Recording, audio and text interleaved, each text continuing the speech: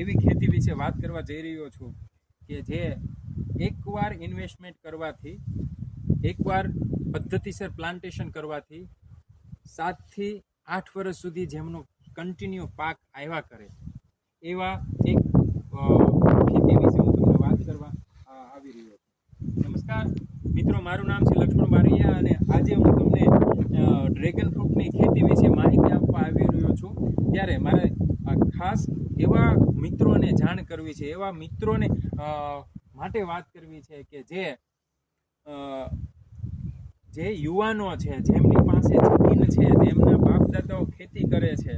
અને એ ખેતી છોડીને શહેર તરફ જે યુવાનો જઈ રહ્યા છે, જે 10 થી 15,000 20,000ની નોકરી મેળવવા માટે જે રાત દિવસ મહેનત કરી રહ્યા છે અને 15 થી 20,000 નોકરી કરી પોતાનું ગુજરાન ચલાવી અને ખેતીને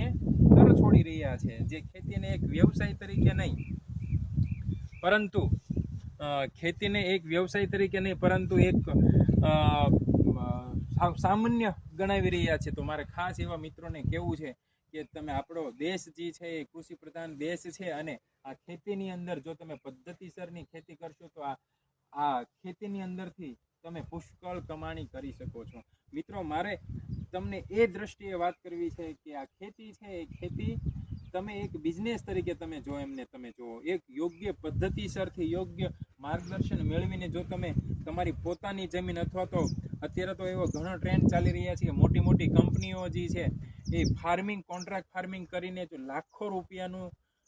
જે ટર્નઓવર કરી રહ્યા છે, ત્યારે આપણો જે એક ખેતી પ્રધાન દેશની અંદર જે ખેડૂતો છે, ખેડૂતના દીકરા જે છે સિટીની અંદર જઈ રહ્યા છે, તો એવા મારે ખાસ મિત્રોને કહેવું છે કે ખેતીમાં તમે યોગ્ય માર્ગદર્શન મેળવી અને યોગ્ય પદ્ધતિસર જો તમે ખેતી કરશો ને તો આ ખેતીની અંદર બહુ જ સારી એવી કમાણી છે. મિત્રો, આજે હું તમને ડ્રેગન ફ્રૂટની વાત કરું છું. તો ડ્રેગન ફ્રૂટ એક એવું ફળ છે, એવું પ્લાન્ટ છે